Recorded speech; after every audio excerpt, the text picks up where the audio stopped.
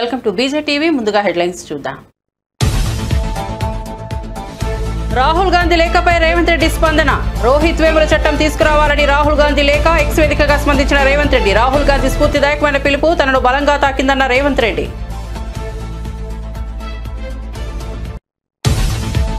కేంద్ర మంత్రి సిఆర్ పాటిల్తో సమావేశమైన ముఖ్యమంత్రి చంద్రబాబు. సమావేశంలో పాల్గొన్న కేంద్ర మంత్రులు రామ్మోహన్ నాయుడు, పెమ్మసాని చంద్రశేఖర్, ఎంపీలు. ఢిల్లీలో కేంద్ర మంత్రి పాటిల్తో భేటీ అయిన సీఎం చంద్రబాబు.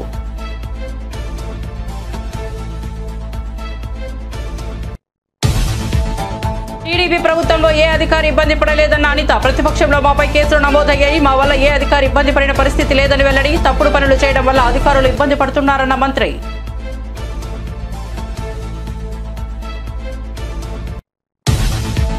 ప్రభుత్వం చిత్ర పరిశ్రమను ప్రోత్సహిస్తోందన్న భట్టి.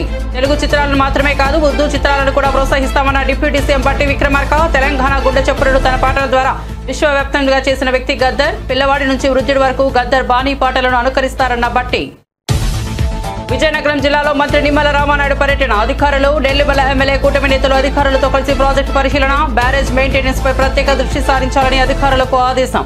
90% పనులు పూర్తయినా గత వైఎస్ఆర్సీపీ ప్రభుత్వం నిర్లక్ష్యం చేసిందని వెల్లడి.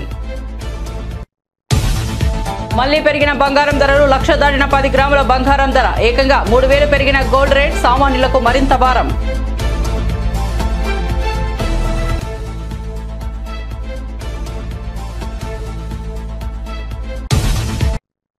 ఇక వార్త వివరాల్లోకి వెళ్తే, తెలంగాణ ఇంటర్మీడియట్ బోర్డు ఫలితాలు విడుదలయ్యాయి. డిప్యూటీ సీఎం భట్టి విక్రమార్క ఫలితాలను విడుదల చేశారు. ఈసారి మొత్తం 9.5 లక్షల మంది విద్యార్థులు పరీక్షలు రాశారు. ఇంటర్ మొదటి సంవత్సరం ఉత్తీర్ణత శాతం 66.89%. ఇంటర్ రెండో సంవత్సరం ఉత్తీర్ణత శాతం 71.37%. ఈ ఫలితాల్లో బాలుల కన్నా మెరుగైన ఫలితాలు సాధించడంతో పైచేయి సాధించారు. మే 22 నుంచి ఇంటర్ సప్లిమెంటరీ పరీక్షలు ప్రారంభం కానున్నాయి. ఫలితాల్లో సందేహాలున్న విద్యార్థులు రీకౌంటింగ్, రీవెరిఫికేషన్ కు వారం రోజుల గడువు ఉంది. గౌరవ రాష్ట్ర నా ద్వారా రాష్ట్ర ప్రజలకి ఈ సందేశాన్ని ఇవ్వవలసిందిగా కూడా ప్రత్యేకంగా చెప్పారు. ఉత్తీర్ణులైనటువంటి విద్యార్థులందరికీ వారి అభినందనలు. వారి భవిష్యత్తు కోసం ఈ రాష్ట్ర ప్రభుత్వం విద్యాశాఖ నిరంతరం పనిచేస్తుందని వారు స్పష్టంగా మరొకసారి మీడియా ద్వారా రాష్ట్ర ప్రజలందరికీ, విద్యార్థులందరికీ తెలియజెప్పవలసిందిగా కూడా కోరారు. ఈ సందర్భంగా మరొకసారి రాష్ట్ర ప్రభుత్వం నుంచి ఈ పరీక్షలకు సంబంధించినటువంటి నిర్వహించినటువంటి విధానంలో, అట్లాగే విద్యా బోధనలో విద్యార్థులందరికీ దగ్గరుండి బోధించినటువంటి అధ్యాపకులకి, నిర్ణయించి ఫలితాల్ని స్పష్టంగా ట్రాన్స్పరెంట్ విధానంలో ప్రకటించినటువంటి యాజమాన్యానికి మరొకసారి నా హృదయపూర్వకమైనటువంటి అభినందనలు తెలియజేస్తూ, ఇప్పుడు మీ అందరి సమక్షంలో ఈ రిజల్ట్స్ ని లాంచ్ చేయబోతా ఉన్నాం.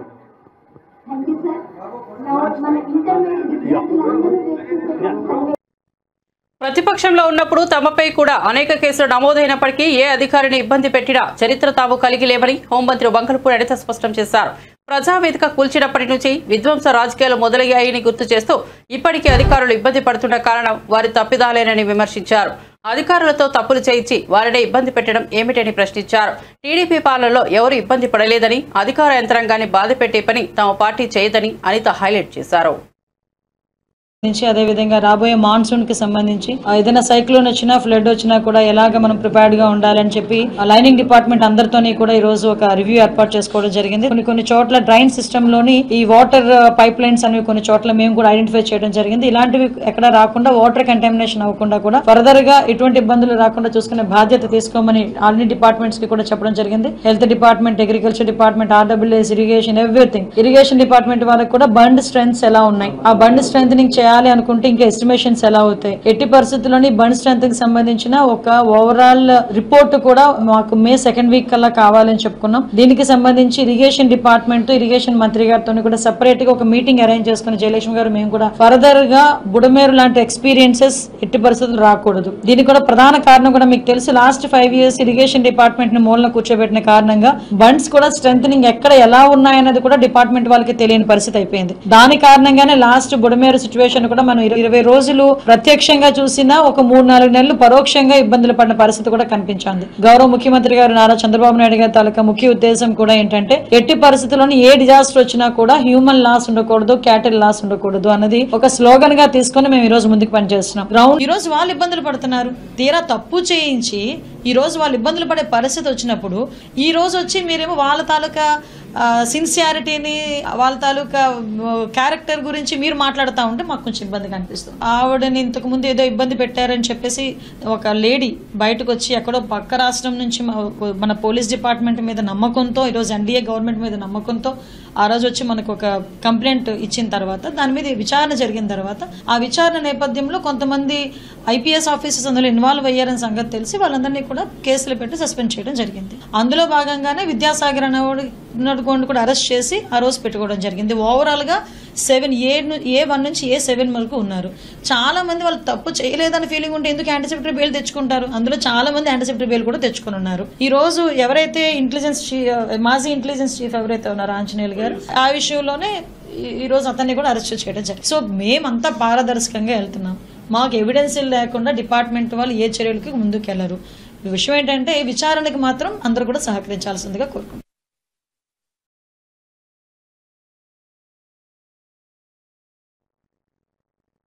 తెలంగాణలో విద్యార్థుల ఆత్మహత్యలను నివారించేందుకు విద్యాసంస్థల్లో వివక్షను రూపుమాపేందుకు ప్రత్యేకంగా రోహిత్ వేముల చట్టం తీసుకురావాలని కాంగ్రెస్ అగ్రనేత రాహుల్ గాంధీ రాసిన లేఖపై తెలంగాణ ముఖ్యమంత్రి రేవంత్ రెడ్డి స్పందించారు.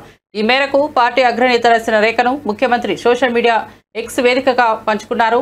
రాష్ట్రంలో యువతకు భద్రత కల్పించే దిశగా చట్టం అవసరమని రాహుల్ గాంధీ అభిప్రాయపడ్డారు. రోహిత్ వేముల, పాయల్ తాడ్వి, దర్శన్ సోలంకి వంటి ఎంతో ఉజ్వల భవిష్యత్తు కలిగిన యువకులు అర్ధాంతరంగా తనువు చాలించడం దురదృష్టకరమని రాహుల్ గాంధీ తన లేఖలో ఆవేదన వ్యక్తం చేశారు. ఇలాంటి విషాద ఘటనలు పునరావృతం కాకుండా చూడాల్సిన బాధ్యత ప్రభుత్వంపై ఉందని పేర్కొన్నారు. ఢిల్లీ పర్యటనలో భాగంగా ఆంధ్రప్రదేశ్ సీఎం చంద్రబాబు నాయుడు కేంద్ర జలశక్తి మంత్రి సిఆర్ పాటిల్ను సమావేశమయ్యారు. ఈ సమావేశంలో కేంద్ర మంత్రులు రామ్మోహన్ నాయుడు, పెమ్మసాని చంద్రశేఖర్తో పాటు ఎంపీలు పాల్గొన్నారు. రాష్ట్రాన్ని కరువు రహితంగా మారుస్తుందన్న లక్ష్యంతో పోలవరం బనకచర్ల లింక్ ప్రాజెక్టుపై ప్రధానంగా చర్చించారు. ఈ ప్రాజెక్టు ద్వారా వరద కాలంలో 200 టీఎంసీల నీటిని బనకచర్లకు మళ్లించగలిగామని సీఎం వెల్లడించారు. తద్వారా 80 లక్షల మందికి త్రాగునీరు, 3 లక్షల హెక్టార్లకు సాగునీరు, పరిశ్రమలకు 20 టీఎంసీల నీరు అందించే అవకాశం ఉందని వివరించారు. ఈ ప్రాజెక్టు అమలుకు కేంద్రం సహకారం అత్యంత అవసరమని చంద్రబాబు స్పష్టం చేశారు. తెలంగాణ ప్రభుత్వం చిత్ర పరిశ్రమను పూర్తిగా ప్రోత్సహిస్తోందని డిప్యూటీ సీఎం బట్టి విక్రమార్క తెలిపారు. తెలుగు సినిమాలతో పాటు ఉర్దూ సినిమాలకు కూడా ప్రోత్సాహం అందిస్తామని చెప్పారు. తెలంగాణ గుండె చెప్పుడును ప్రపంచానికి వినిపించిన గొప్ప వ్యక్తి గద్దర్ అని కొనియాడారు. గద్దర్ పాటలు చిన్నపిల్లల నుంచి వృద్ధుల వరకు అందరినీ ప్రభావితం చేశాయని ప్రశంసించారు. దీనికి చాలా కారణాలు కూడా ఉన్నాయి. గద్దర్ తెలంగాణ చలనచిత్ర అవార్డులు అనంటే తెలంగాణ సంస్కృతి, తెలంగాణ గుండె చప్పుడిని తన కళల ద్వారా విశ్వవ్యాప్తం చేసినటువంటి మహానుభావుడు గద్దర్.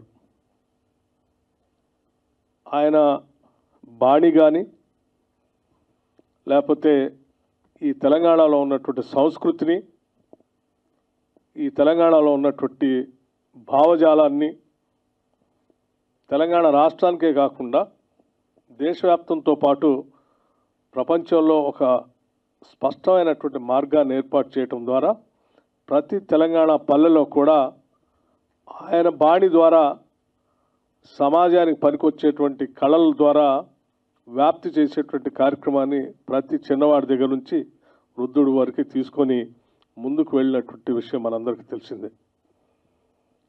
ఒక శతాబ్దానికి ఒక మనిషి అటువంటి వాళ్ళు పుడతారు. అటువంటి వాళ్ళు తెలంగాణ రాష్ట్రంలో పుట్టడం తెలంగాణ రాష్ట్ర అదృష్టంగా మేమంతా భావిస్తూ ఈ రాష్ట్ర అభివృద్ధి కోసం, తెలంగాణ రాష్ట్ర ఆవిర్భావం కోసం ఆయన పెద్ద ఎత్తున పాదయాత్ర చేసి సింగరేణి కాలనీస్ నుంచి మొదలుపెట్టి ఆదిలాబాద్ వరకు తన పాటతో తెలంగాణ రాష్ట్ర ఆవిర్భావానికి పెద్ద ఎత్తున ఊపిరిపోసిన మహానుభావుడి పేరు మీద ఆ కల్చర్ ద్వారా తీసుకొచ్చినటువంటి విప్లవం ద్వారా వచ్చినటువంటి ప్రక్రియతో ఇక్కడ ఉన్నటువంటి ప్రజలందరూ కూడా పెద్ద ఎత్తున ఉద్యమంలో పాల్గొని ప్రత్యేక రాష్ట్ర ఆవిర్భావానికి నాంది పలికారు. అటువంటి వ్యక్తి పేరు మీద ఈ కళలకు పుట్టినిల్లు అయినటువంటి హైదరాబాద్ నగరంలో ఉన్నటువంటి తెలంగాణ తెలుగు చలనచిత్ర పరిశ్రమని పూర్తిగా పెద్ద ఎత్తున ఈ దేశంలోనే కాదు ప్రపంచంలో కూడా ఎంత పెద్ద ఎత్తున సినిమా అవార్డులు చేసుకుంటారో అంతకంటే గొప్పగా హైదరాబాద్ నగరంలో చేయాలనేటువంటి ఆలోచనతోనే ఈ రాష్ట్ర ప్రభుత్వం చాలా స్పష్టంగా ఉంది. నేను మా మంత్రి గారు కోమటిరెడ్డి వెంకటరెడ్డి గారు కానీ YSR Congress party political advisor committee సభ్యులతో పార్టీ అధినేత మాజీ ముఖ్యమంత్రి వైఎస్ జగన్మోహన్ రెడ్డి కీలక సమావేశం నిర్వహించారు. పార్టీ భవిష్యత్ కార్యాచరణ, రాజకీయ వ్యూహాలపై భేటీలో చర్చించారని సమాచారం. రాష్ట్రంలో తాజా రాజకీయ పరిణామాలు, పార్టీ బలోపేతానికి తీసుకోవాల్సిన చర్యలు, నేతల సమన్వయం వంటి అంశాలపై సమగ్రంగా చర్చించారట. త్వరలో జరిగే పార్టీ కార్యకర్తల సమావేశాలకు దిశానిర్దేశం ఇచ్చిన జగన్ పార్టీ నేతలకు స్పష్టమైన మార్గదర్శకాలు అందించినట్లు తెలుస్తోంది. ప్రజల్లోకి వెళ్లి పార్టీ సిద్ధాంతాలు, తాము చేసిన అభివృద్ధి కార్యక్రమాలను వివరించాలంటూ సూచించినట్లు సమాచారం. వైఎస్ఆర్ కాంగ్రెస్ పార్టీ నేత విజయసాయిరెడ్డిపై మాజీ మంత్రి అంబటి రాంబాబు తీవ్రస్థాయిలో విమర్శలు చేశారు. ఇటీవల విజయసాయి చేస్తున్న వ్యాఖ్యలపై స్పందించిన అంబటి, మా పార్టీ నుంచి బయటకు వెళ్లిపోయి మాపై బురద చల్లే ప్రయత్నం చేస్తున్నారని మండిపడ్డారు. అడ్డుగోలుగా మాట్లాడే వాళ్లకు సమాధానం చెప్పాల్సిన అవసరం లేదు. ఇలాంటి వాళ్లను మేము చాలా మందిని చూసాం. ఇప్పుడు చంద్రబాబు చేతుల్లోకి వెళ్లిపోయి మాట్లాడుతున్నాడని అంబటి ఆరోపించారు.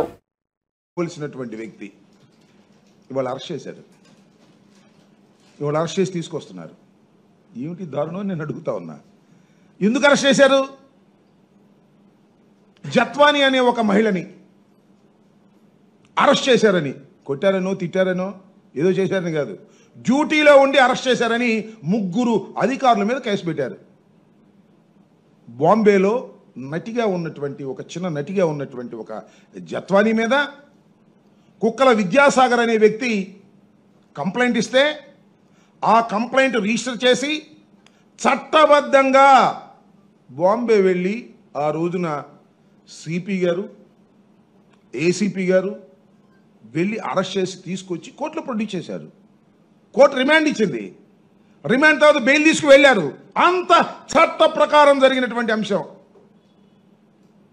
దానిలో ఇవాళ కేసు పెట్టారండి. వాళ్ళిద్దరి మీద కూడా కేసు పెట్టారు. విద్యాసాగర్ని అరెస్ట్ చేశారు, ఆయన బెయిల్ వచ్చేసింది. కాంతిలాల్ టాటా సిపి, ఆయనకి బెయిల్ వచ్చేసింది, యాంటిసిపేటరీ బెయిల్.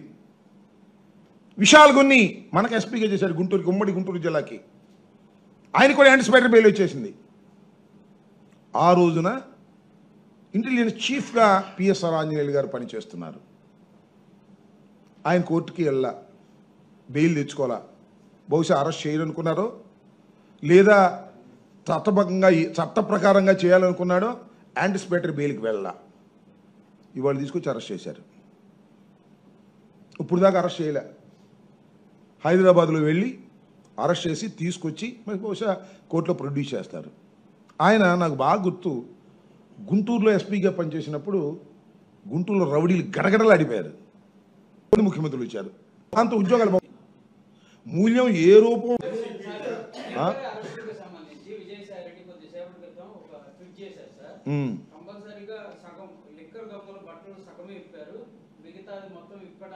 అంటే ఆయన కూడా ఇప్పేస్తే సగం ఆయన సగం అయి ఉంటుంది.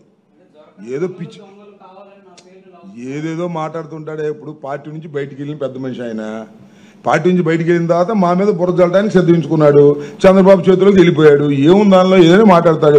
అలాంటి వాటికి ఏం సమాధానం చెబుతాం? అడ్డుగోలుగా మాట్లాడే వాళ్ళకి. మా పార్టీ నుంచి బయటికి వెళ్ళిపోయాడుగా. ఇక మా పార్టీ మీద బుర్ర జల్లే కార్యక్రమం చేస్తున్నాడు. చేసుకొని ఎవడు కాదంట. ఇలాంటి చాలా చూసాం. వైసీపీ నాయకులు పెట్టిన ప్రతి కంప్లైంట్ మీద, ఐటీడీపీ నాయకులు ప్రతి కంప్లైంట్ మీద మేము కేసు రిజిస్టర్ చేస్తాం, రిసిప్ట్ కూడా ఇస్తున్నామని నిన్న హోంమంత్రి చెప్పడాన్ని ఎట్లా చూస్తాం? నాకేసే ఉందిగా. నేను 5 కంప్లైంట్లు ఇచ్చా. ఒక్కటి రిజిస్టర్ చేయలే, ఒక్కటి కోర్టుకు వెళ్ళి. హైదరాబాద్ స్థానిక సంస్థల ఎమ్మెల్సీ ఎన్నికల ప్రచారంలో బీజేపీ నేత బండి సంజయ్ హిందుత్వ వ్యాఖ్యలపై మంత్రి పొన్నం ప్రభాకర్ తీవ్రంగా మండిపడ్డారు. బీజేపీకి ఓటు వేయకపోతే హిందువు కాడా అనే విధంగా బండి సంజయ్ చేసిన వ్యాఖ్యలు మతపరమైన చిచ్చును రగిలిస్తున్నాయని ఆగ్రహం వ్యక్తం చేశారు. ఈ మేరకు ఆయనపై తక్షణమే చర్యలు తీసుకోవాలని ఎన్నికల కమిషన్కు ఫిర్యాదు చేస్తామని వెల్లడించారు. హిందుత్వవాద బ్యానర్లు కడితే రెచ్చగొట్టి ప్రభావితం చేసేటువంటి ప్రయత్నం చేస్తూ ఉన్నారు.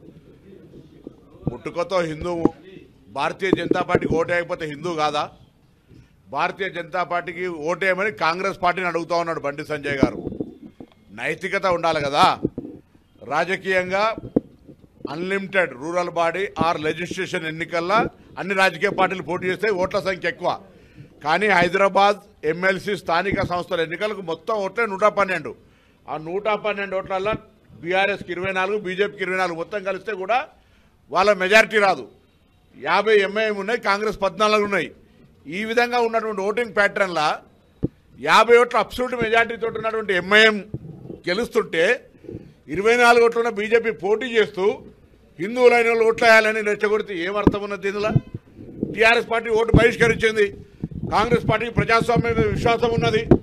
భారతీయ జనతా పార్టీకి ఓటేయం. ఎట్టి పరిస్థితులలో ఎంఐఎంకి వేస్తామా ఏమా ఓటు కాడుకో ఏం చేస్తామో అన్న నిర్ణయం బరాబర్ కాంగ్రెస్ పార్టీ ఓటింగ్లో పాల్గొంటుంది. అదేవిధంగా ఈరోజు దేశ రాజకీయాలనే భారతీయ జనతా పార్టీ, కాంగ్రెస్ పార్టీ వేరు దారులు. మేము ప్రజాస్వామ్యాన్ని విశ్వసిస్తాం, వాళ్ళు నియంతృత్వాన్ని విశ్వసిస్తారు. మేము ప్రజాస్వామ్యాన్ని పరిరక్షిస్తాం, వాళ్ళు ప్రజాస్వామ్యాన్ని అపహాస్యం చేసే ప్రయత్నం చేస్తారు. నిన్న వాళ్ళ భారతీయ జనతా పార్టీ ఎంపీ నిషికాంత్ దుబే రాజ్యాంగం పట్ల, వ్యవస్థల పట్ల, సుప్రీంకోర్టు పట్ల మాట్లాడితే భారతీయ జనతా పార్టీ అధ్యక్షుడు నడ్డా గారు ఖండించారు. మీకు నిజంగా ఆ అంశాల పట్ల మీ పార్టీ కన్సర్న్ ఉంటే ఫస్ట్ సస్పెండ్ చేయండి, ఆయన పార్టీ నుంచి బహిష్కరించండి. బీజేపీ నిజాయితీ నిరూపించుకోండి. ఒకవైపు మీరే రెచ్చగొడతారు, మళ్ళీ మీరే వారిని సమర్థించినట్టు కాపాడే ప్రయత్నం చేస్తారు. This is unfortunate. అందుకే కాంగ్రెస్ దేశవ్యాప్తంగా జై బాపు, జై భీమ్, జై సంవిధాన్ పేరు మీద కార్యక్రమాలు జరుపుతుంది. ఎందుకు జరుపుతుంది? రాజ్యాంగాన్ని పరిరక్షించుకోవడానికి. ఇక్కడ కూడా కేంద్ర మంత్రి బండి సంజయ్ గారు అంటూ ఉన్నారు, స్థానిక సంస్థల ఎన్నికలైతే నిజంగా హిందువులైతే భారతీయ జనతా పార్టీ కోటేమని ఇంత బహిరంగంగా అడిగితే ఎలక్షన్ కమిషన్ ఎందుకు మౌనంగా ఉందో అర్థమవుతలేదు. అందుకే నేను మళ్ళొక్కసారి ఎలక్షన్ కమిషన్ కూడా ఫిర్యాదు చేస్తూ ఉన్నాం. బండి సంజయ్ గారి వ్యాఖ్యలు కానీ, లేదా ఇక్కడ జరుగుతున్నటువంటి బ్యానర్లు కట్టడం కానీ, ఎన్నికల హైదరాబాద్ ఎమ్మెల్సీకి సంబంధించిన ఎన్నికల కోడ్ ఉన్నటువంటి సందర్భంలో జరుగుతున్నటువంటి మతపరమైన ప్రేరేపిత అంశాల పట్ల జాగ్రత్తగా వ్యవహారం చేయాల్సిన అవసరం ఉందనే మాట ఈ సందర్భంగా తెలియజేస్తూ, స్పష్టమైన మెజార్టీ 112 ఓట్లు టీఆర్ఎస్. ఆంజనేయుల అరెస్టుపై మాజీ మంత్రి రోజా తీవ్రంగా స్పందించారు. తప్పు చేయని ఐపీఎస్ అధికారి పీఎస్ఆర్ ఆంజనేయులను అరెస్ట్ చేయడం అన్యాయమని పేర్కొన్నారు. రెడ్ బుక్ ను నెపంగా రాజ్యాంగాన్ని విస్మరించిన పోలీసులపై త్వరలోనే బుద్ధి చెప్పే రోజులు వస్తాయని హెచ్చరించారు. కూటమి ప్రభుత్వం ఎంత దిగజారిందో ఇదే నిదర్శనమని, ప్రజాస్వామ్యాన్ని అణిచివేయాలని కుట్రపూరిత చర్యల్ని తిప్పుకొట్టేందుకు ప్రజలు సిద్ధంగా ఉన్నారని అన్నారు. తప్పుడు కేసులతో ప్రతిష్టలపై దాడి చేయడం బాధాకరమని ఆమె ఆరోపించారు. ప్రభుత్వం అసలైన నేరస్తులను వదిలేసి నిర్దోషులపై చర్యలు తీసుకోవడం దారుణమని ఆమె విమర్శలు గుప్పించారు. ఇవన్నీ ఒక ఎత్తైతే ఈరోజు రాష్ట్రంలో అవినీతి ఎంత విచ్చలవిడిగా జరుగుతుందో అందరూ కళ్ళారా చూస్తున్నారు. అది ఇసుక కానీ, అది మైనింగ్ కానీ, ల్యాండ్స్ కానీ, ఇది ఎంత సిగ్గుచేటో ఒకసారి అందరూ కూడా ఆలోచించాలి. ఈరోజు ఇంటెలిజెన్స్ చీఫ్గా పనిచేసిన పిఎస్ఆర్ ఆంజనేయులు గారిని అరెస్ట్ చేసి తీసుకురావడం చూస్తుంటే డైవర్షన్, డర్టీ పాలిటిక్స్కి పరాకాష్ట. అంటే ఈ కూటమి ప్రభుత్వం ఎంత దిగజారిపోయిందో ఇక్కడ స్పష్టంగా అర్థమవుతుంది. పోలీసులు గుర్తుపెట్టుకోవాలి, ఈరోజు లోకేష్ చంద్రబాబు నాయుడు మాటలు విని రెడ్ బుక్ రాజ్యాంగాన్ని అమలు చేస్తున్న పోలీస్ ఆఫీసర్స్ ఇది మీరు అర్థం చేసుకోవాలి. తప్పు చేయని ఆంజనేయులు గారిని ఈ విధంగా అరెస్ట్ చేసి ఆయన్ని హ్యూమిలేట్ చేస్తూ అవమానపరుస్తుంటే, తప్పు చేసిన మిమ్మల్ని చట్టం ముందు నిలబెట్టి మీకు బుద్ధి చెప్పే రోజు దగ్గరలో ఉంది. కాబట్టి అలాంటి తప్పులు చేయకుండా మీ పని మీరు కరెక్ట్గా చేయమని కూడా ఈ సందర్భంగా తెలియజేసుకుంటున్నాను. ఎందుకంటే ఏదో కిరీటం పెట్టేస్తారు చంద్రబాబు నాయుడు, లోకేష్ అని చెప్పి చాలా చోట్ల పోలీసులు పెద్ద స్థాయి నుంచి కింద స్థాయి వరకు అందరూ కూడా వన్ సైడ్గా తప్పుడు సాక్ష్యాల్ని సృష్టించి తప్పుడు కేసులు పెట్టి ఏ విధంగా అరెస్ట్ చేసి పైశాచిక ఆనందం పొందుతున్నారో వాళ్ళందరినీ కూడా హెచ్చరిస్తున్నా. భవిష్యత్తులో మళ్ళీ కూటమి ప్రభుత్వం వచ్చే అవకాశం లేదు. ప్రజలు ఇప్పటికే మేల్కొన్నారు. ఈ కూటమి ప్రభుత్వం వల్ల వాళ్ళు సర్వనాశనమైన విషయాన్ని వాళ్ళు గుర్తించారు. జగన్మోహన్ రెడ్డి గారి ప్రభుత్వంలో పేదలు ప్రశాంతంగా బ్రతికిన విధానం గుర్తుపెట్టుకొని మళ్ళీ జగనన్న కోసం ఎదురు చూస్తున్నారు. జగనన్న ముఖ్యమంత్రి అయిన వెంటనే తప్పు చేసిన వాడు ఎవరైనా వదిలిపెట్టేది లేదు. న్యాయస్థానం ముందు నిలబెట్టి వాళ్ళందరినీ కూడా జైలుకు పంపిస్తామని కూడా హెచ్చరిస్తున్నాం. అండ్ ఈరోజు మీరు చూస్తే ఎంత విచిత్రంగా తయారైందంటే చంద్రబాబు నాయుడు నైజం. ఆయన తప్పు చేస్తాడు, సాక్ష్యాధారాలతో సంతకం పెట్టి దొరికిపోతాడు. డొల్ల కంపెనీల్లో కంపెనీ అనేదే ఉండదు, కొత్తగా ఒకటి సృష్టించి దాంట్లో డబ్బులు ట్రాన్స్ఫర్ చేసి దాన్ని ఎలా వాళ్ళ అకౌంట్లోకి తెచ్చారో అన్నీ కూడా క్లియర్ కట్గా దొరికిపోయాయి. స్కిల్ డెవలప్మెంట్ అదే వైఎస్ఆర్ గారు కానీ జగన్. యాదాద్రి భువనగిరి జిల్లా వలిగొండ మండల కేంద్రంలో భూభారతి చట్టంపై అవగాహన సదస్సు నిర్వహించారు. ఈ కార్యక్రమంలో రాష్ట్ర మంత్రి పొంగులేటి శ్రీనివాసరెడ్డి, భువనగిరి ఎంపీ చామల కిరణ్ కుమార్ రెడ్డి, ఆ ప్రాంత ఎమ్మెల్యే కుంభం అనిల్ కుమార్ పాల్గొన్నారు. భూ సమస్యల పరిష్కారానికి భూభారతి చట్టం ఎంత కీలకమో ప్రజలకు వివరించారు. ధరణి లోపాల వల్ల నష్టపోయిన వారికి న్యాయం చేయడమే ఈ చట్టం ఉద్దేశమని చెప్పారు. గ్రామస్తులు, రైతులు పెద్ద సంఖ్యలో హాజరై తమ సందేహాలను అధికారులు, ప్రజాప్రతినిధులతో చర్చించారు. భవిష్యత్తులో భూ వివాదాలు తలెత్తకుండా ఈ చట్టం ఉపయోగపడుతుందని నేతలు స్పష్టం చేశారు. దినోత్సవం జూన్ 2వ తారీఖు నాటికి ఈ 4 మండలాలలో వీలైనన్ని సమస్యలని పరిష్కరిస్తూ ఇందిరమ్మ ప్రభుత్వం అంటేనే పేదోడు ప్రభుత్వం, ఇందిరమ్మ ప్రభుత్వం అంటేనే పేదవాడికి ప్రభుత్వ భూములు పంచే ప్రభుత్వం. ఈ ఇందిరమ్మ ప్రభుత్వంలో ఏ గ్రామంలోనైనా పట్టాలు ఇవ్వకుండా ప్రభుత్వ భూములుంటే సాగు చేసుకునేవారు అర్హులైతే వారికి ఇందిరమ్మ పట్టాలిచ్చే కార్యక్రమాన్ని కూడా ఈ చట్టంలో పొందుపరచబడింది.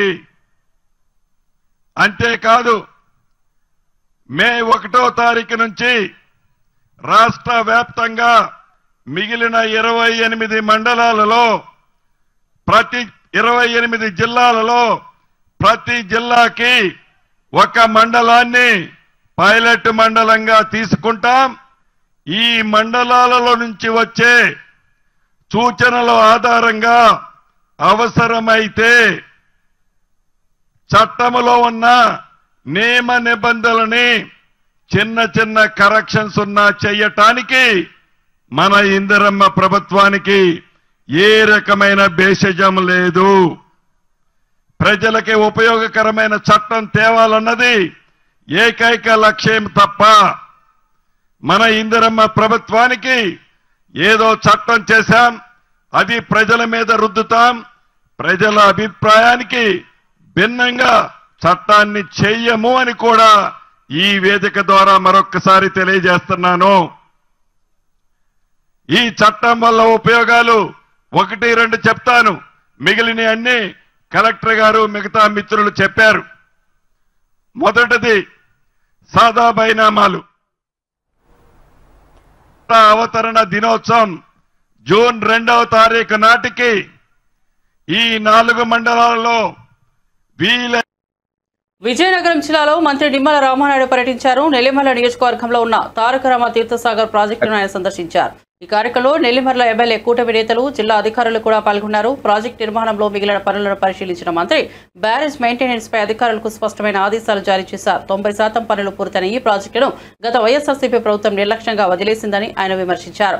పునరావాసం కోసం 176 కోట్లు విడుదల చేయాల్సిన అవసరం ఉందని తెలిపారు. విజయనగరం పట్టణానికి భోగాపురం ఎయిర్పోర్టుకు త్రాగునీరు, ఇతర అవసరాలకి ప్రాజెక్టు కీలకంగా మారనుందని నిమ్మల అన్నారు.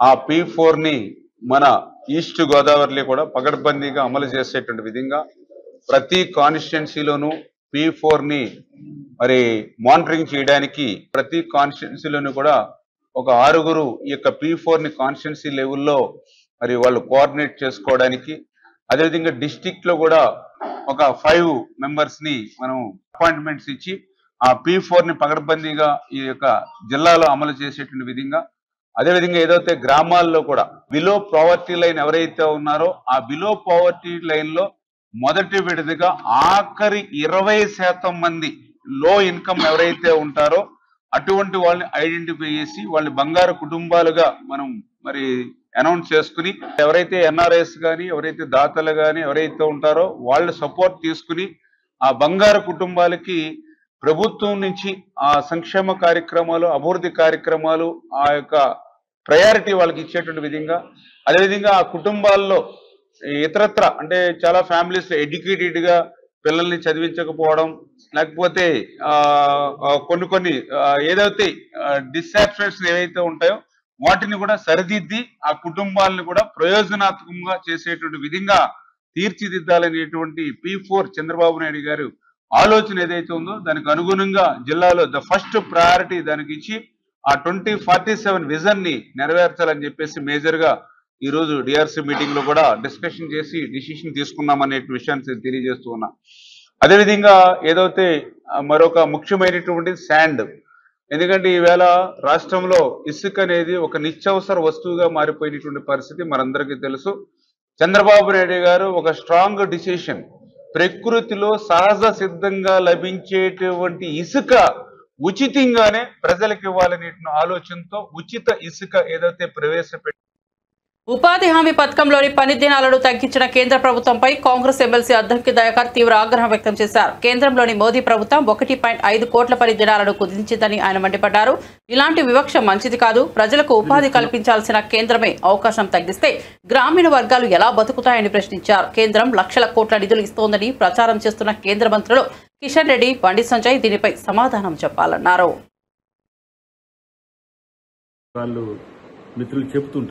కానీ వాస్తవానికి వచ్చే వరకు పేదలకు అందించే పథకంలోనే ఇలాంటి వివక్ష. మళ్ళా సన్నబియ్యం మేమిస్తున్నాము, సన్నబియ్యంలో మా పాత్ర ఉంది, మేమే సన్నబియ్యానికి మోడీ గారు ఇస్తుందని ప్రచారం చేసుకోవడానికి ఎక్కడికక్కడికి వాళ్ళకి ఎలాంటి బేసిజాలు ఉండవు. కానీ ఈ పేదలు సన్నబియ్యం కొనుక్కోవడానికి ఉపయోగపడే పని చేసుకుంటే వచ్చే పైసలు తగ్గించాల్సిన పరిస్థితి ఎందుకు వచ్చింది? తెలంగాణ ప్రాంతంలో రూరల్ ప్రాంతం, ప్రత్యేకించి ఏజెన్సీ ప్రాంతం కూడా, రూరల్లో ఏజెన్సీ ప్రాంతాలు ఎక్కువ ఉంటున్న పరిస్థితిలో మనం మరింత ఎక్కువ పని దినాలను, మేము 12 కోట్ల పని దినాలు తెలంగాణ ప్రభుత్వం రిక్వెస్ట్ పెట్టగా గతంలో మాదిరిగా 8 కోట్లు, 8.5 కోట్లు లేకపోతే 9 కోట్ల పని దినాలు ఇవ్వడమైనా కూడా ఒక మంచి సానుకూలత ఉన్నట్టు అనుకుంటాం. కానీ దాంట్లో 1.5 కోట్ల పని దినాలను ఇలా పక్కన పెట్టి 6.5 కోట్ల పని దినాలను ఇవ్వడం అనేది ఒక రకంగా ఇక్కడ ఉపాధి కూలీలకు, నిరుపేదలకు ఈరోజు నష్టం జరిగించినట్టుగా భావిస్తున్నాం. కాబట్టి ఇట్లాంటి చర్యలు తీసుకుంటుంది ఏది బీజేపీ ప్రభుత్వం. పేదల పట్ల కమిట్మెంట్కి ఇదే దిక్సూచి. లేదంటే బంగారం ధరలు చారిత్రక గరిష్టానికి చేరాయి. దేశవ్యాప్తంగా 24 క్యారెట్ల 10 గ్రాముల బంగారం ధర 1,02,160కి పెరిగింది. గత 24 గంటల్లోనే 3,000 దాకా పెరగడం గమనార్హం. 22 క్యారెట్ల ధర 92,900, వెండి ధర 1,11,000కు చేరింది. శుభకార్యాలు, పెళ్లిళ్ల సీజన్ నేపథ్యంలో కొనుగోలుదారులకు ఇది పెద్ద భారంగా మారింది. హైదరాబాద్, విజయవాడ, విశాఖపట్నం వంటి నగరాల్లో ఇదే స్థాయిలో రేట్లు నమోదయ్యాయి.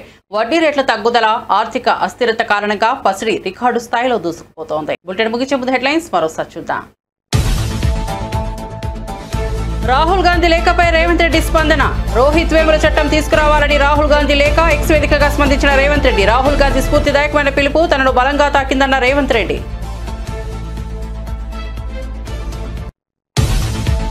కేంద్ర మంత్రి సిఆర్ పాటిల్తో సమావేశమైన ముఖ్యమంత్రి చంద్రబాబు. సమావేశంలో పాల్గొన్న కేంద్ర మంత్రులు రామ్మోహన్ నాయుడు, పెమ్మసాని చంద్రశేఖర్, ఎంపీలు, ఢిల్లీలో కేంద్ర మంత్రి పాటిల్తో భేటీ అయిన సీఎం చంద్రబాబు.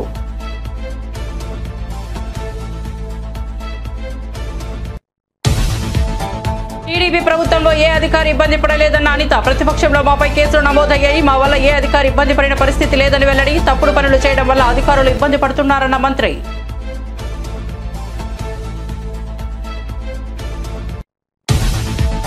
ప్రభుత్వం చిత్ర పరిశ్రమను ప్రోత్సహిస్తోందన్న భట్టి. తెలుగు చిత్రాలను మాత్రమే కాదు ఉర్దూ చిత్రాలను కూడా ప్రోత్సహిస్తామన్న డిప్యూటీ సీఎం భట్టి విక్రమార్క. తెలంగాణ గుండె చప్పుడుడు తన పాటల ద్వారా విశ్వవ్యాప్తంగా చేసిన వ్యక్తి గద్దర్. పిల్లవాడి నుంచి వృద్ధుడి వరకు గద్దర్ బాణీ పాటలను అనుకరిస్తారన్న భట్టి. విజయనగరం జిల్లాలో మంత్రి నిమ్మల రామానాయుడు పర్యటన. అధికారులు, నెల్లిమల ఎమ్మెల్యే కూటమి నేతలు అధికారులతో కలిసి ప్రాజెక్టు పరిశీలన. బ్యారేజ్ మెయింటెనెన్స్ పై ప్రత్యేక దృష్టి సారించాలని అధికారులకు ఆదేశం. 90% పనులు పూర్తయినా గత వైఎస్ఆర్సీపీ ప్రభుత్వం నిర్లక్ష్యం చేసిందని వెల్లడి. మళ్లీ పెరిగిన బంగారం ధరలు. 1,00,000 దాటిన 10 గ్రాముల బంగారం ధర. ఏకంగా 3,000 పెరిగిన గోల్డ్ రేట్. సామాన్యులకు మరింత భారం.